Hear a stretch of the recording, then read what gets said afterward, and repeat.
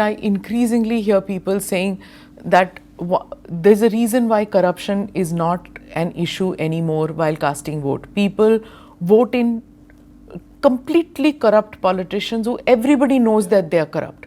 People vote them as compared to an honest or seemingly honest politician who's also fighting the election, because they say corruption to hai hi, it's endemic to India.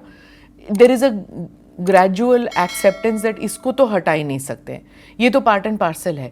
कौन, if you actually see the election commission का rules, who is fighting an election as per the amount of money that the election commission says? At least one thing I can say is I did.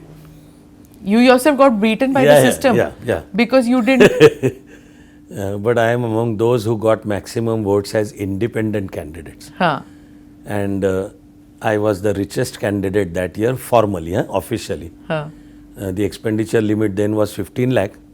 People gave me 13.5 lakh. I'll give a quote to the audiences, to the viewers.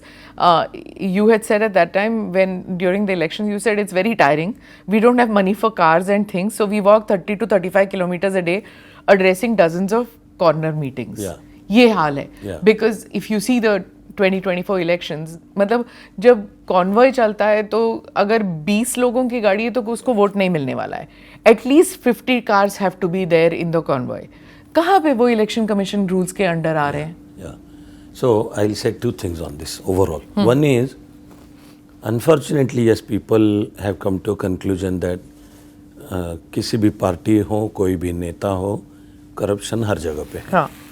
सिर्फ राजनीति क्यों, corruption आप जैसे कह रही थी, media में भी है. बहुत दुर्भाग्य की बात है कि शिक्षा में भी है, educational sector. So there is no walk of our life which is now, you can say, free of corruption. So yes, this is a sad reality.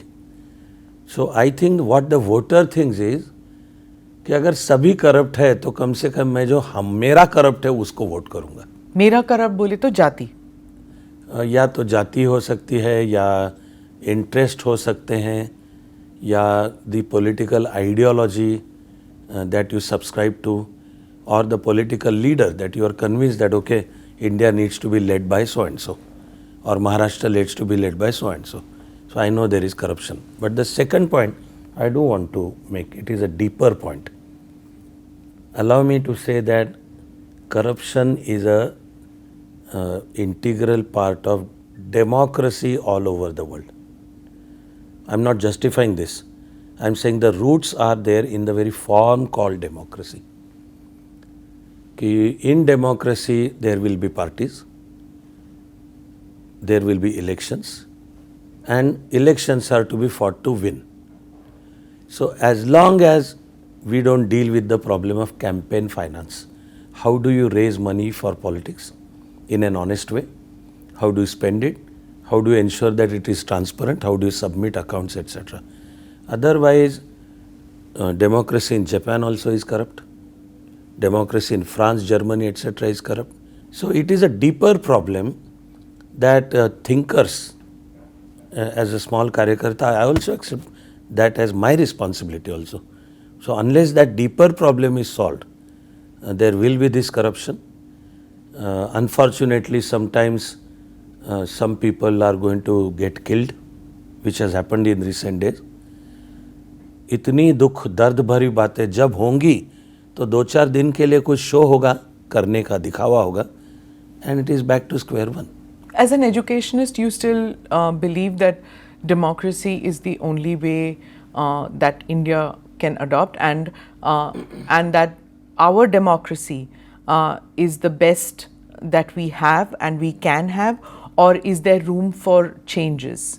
Because there is room for change. Because the opposition says that right now we don't have democracy. What we have is an autocracy. So tell me, what is your view as an... Opposition is saying that because they don't have power right now.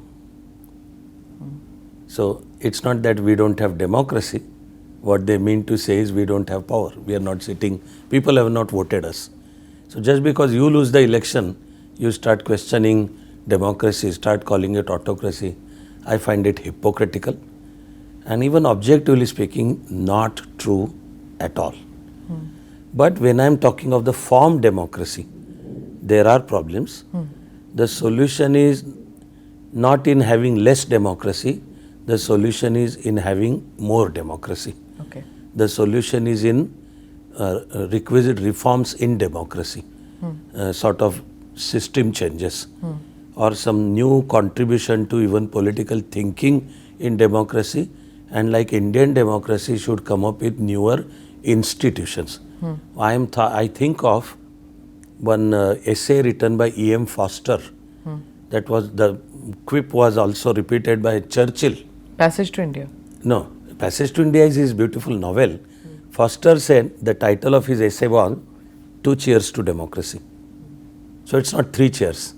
There are innate problems in democracy. We need to work on them. Churchill's quote is, democracy is the worst form except that the better one is not available.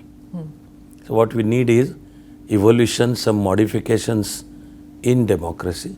I would say the genuine Indian civilizational element getting into the democratic structure will show us the answers. Do you think democracy is under threat in the current dispensation that we have?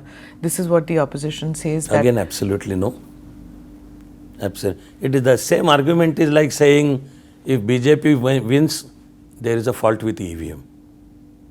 And then by afternoon of 4th of June, you see that BJP is not scoring that much, or NDA, then yes, then election was honest, and this is a fallacious argument. No, they're not saying elections are honest. They said despite the EVM, we have got... After that, after the results, not one opposition leader has raised any question about EVM. But setting the narrative as if BJP wins, there is some fault with EVM. If BJP loses, then okay. This itself is setting a very deceptive narrative. Click here to watch the full episode.